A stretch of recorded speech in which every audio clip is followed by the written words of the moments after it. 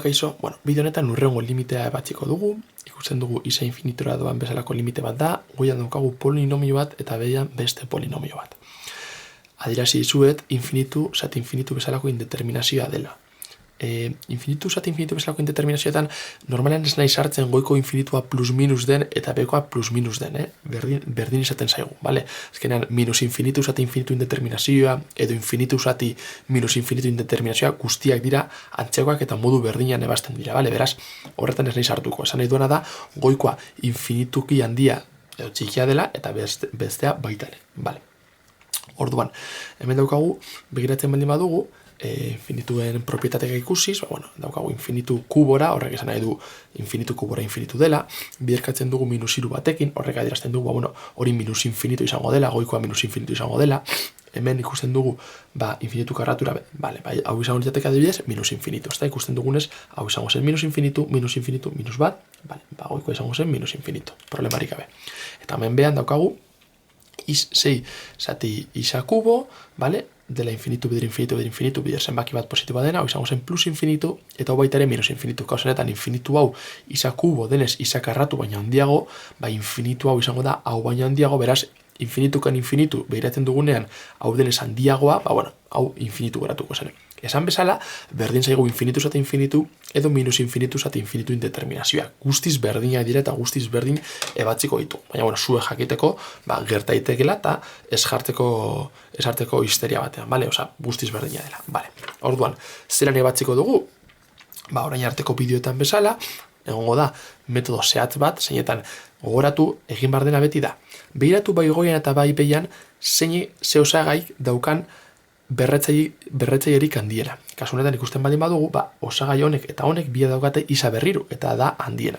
Orduan egingo duguna da, bai goiko zati osoa eta baita bekoa guztia zatitu isa berrirurekin. Eta behin zati dugunean horrekin, orduan ja limitea ebatzial izango dugu. Ni hemen daukat eginda, eta horrela geratuko litzateke. Bale? Limitea isa infinitu doanean, zatitu dut goiko osagai bakoitza zati isa berrirurekin eta beko osagai bakoitza zati isa berrirurekin baita. Agertzen zailena da hau, ez nua berriz saltzera, aurreko bideotan asaltzen dut zelan isa karratu zati isa kuborekin agertzen denean, bazkenean erabili behar den propietatea, hau da, ez baldin badakizue, begiratu berretzaileen arteko propietateak nolako diren, baina nahiko erraz agertzen da, isa karratu zati isa kubo, behan geratuko dezaigula isa bat, ezta? Bo zati isa, hemen kasu honetan berdin geratzen da, isa kubo zati isu kubo joan egiten dira, eta isa karratu isa kuborekin, isa bat geratuko zaigu azpian. Bale, orduan, orain egiten duguna da limitea batzi, limitea bastea da, ordezkatzea, isa agertzen den bakoitzan, hemen agertzen den balioa sartzea. Kasu honetan izango da, infinitua sartzea.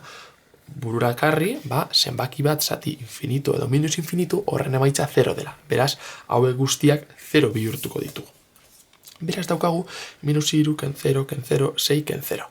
Hoi guztiak 0, eta azkena geratzen zaigu minus iru zati 6 bezalako bat. Minus iru zati 6, laburtzen dugu, minus bat zati bi zenbakira. Vale. Orduan, zuzenean nahi baldin badugu egin, ni baldin badaukat limite hau berdin du dezaket eta lortzen duan limitea, esaten dut beti, zelan daukagunean polinomio bat begoian eta polinomio bat behan, modurik errezena ebasteko modu zuzenean, izango zen geratzea bat bai goiko eta beko osagairik handienekin, Beratu behar dut goian polinomio hau, azkenean infinitura doaztenean esaten dugu, isa kubo hau izango duela garrantzi gehiago edo asko handiago izango dela isa karratu hau baino. Eta orduan, egin dezaket limite asko zerrezago bat geratzen baldin manaiz osagai handienekin bakarrik, beste guztiak arbuiagarria direlako limitea infinitora doanean, bakarrik limitea infinitora doanean. Beraz, limite hau berdina da limite honekin. Isa kubora, zati 6, isa kubora. Bakarrik geratzen naiz handienekin beste guztiak kendu alditu dalako, zergaitik direlako asko zere txikiagoak, eta gehitzen eta kentzen ari direlako horregatik. Beraz, daukagunean isa kubo eta isa kubo, egin bar duguna da, hauen arteko, simplifikazioa. Jugan egiten zaigu isa kubo eta isa kubo.